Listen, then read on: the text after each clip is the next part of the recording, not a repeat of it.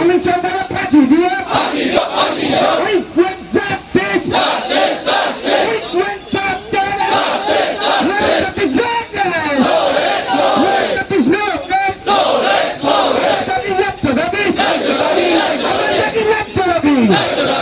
আজি মই এজন পাৰিষদ হিচাপে বা বিজলী অঞ্চলৰ এজন সচেতন ব্যক্তি হিচাপে BDSA এটা 2 ঘণ্টীয়া কৰ্মবৰ ইয়াত আৰম্ভ কৰিছে।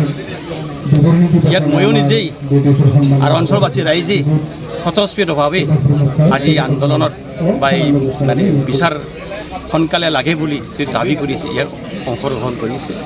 বৰ দুৰ্ভাগ্যজনক, বেয়া লাগিছে।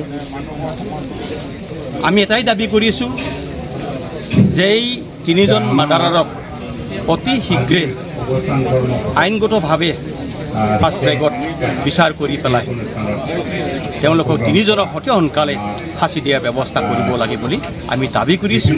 আৰু ৰাজু বসুমতাৰীৰ ঘৰত কিছু আৰ্থিক সাহায্য কৰাৰ কাৰণে আমি দাবী কৰিছোঁ, যাতে তেওঁলোকৰ ঘৰটো চলিব পাৰে দাবী কৰিছোঁ। তাৰ লগতে আমাৰ বিজনী অঞ্চলৰ আমাৰ যিটো সিজনী সিজনক মৰম 26টা জনগোষ্ঠীৰ যিটো প্ৰেম প্ৰীতি এই বস্তু অটুট ৰাখিব লাগে বুলি আমি ইয়াত বিভিন্ন দল সংগঠন, জাতীয় সংগঠন ইয়াত অংশগ্ৰহণ কৰিছে। অকল বড়ো জাতিৰ কাৰণে, স্বাৰ্থৰ কাৰণে এই আন্দোলনটো আৰম্ভ কৰিছে।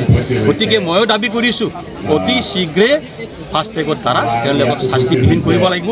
আৰু লগতে চিৰাং জিলাৰ আৰক্ষী বিষয়া SSP আৰু আমাৰ বিজনী SDPO, বিজনীৰ OC তেওঁলোকক ধন্যবাদ জনাব লাগিব যে অতি কম টাইমৰ ভিতৰতে তেওঁলোকে মানে দুৰ্বৃত্তকাৰী বা হত্যাকাৰীক চিনাক্ত কৰি পেলাই তেওঁলোকক ধন্যবাদ দিছোঁ।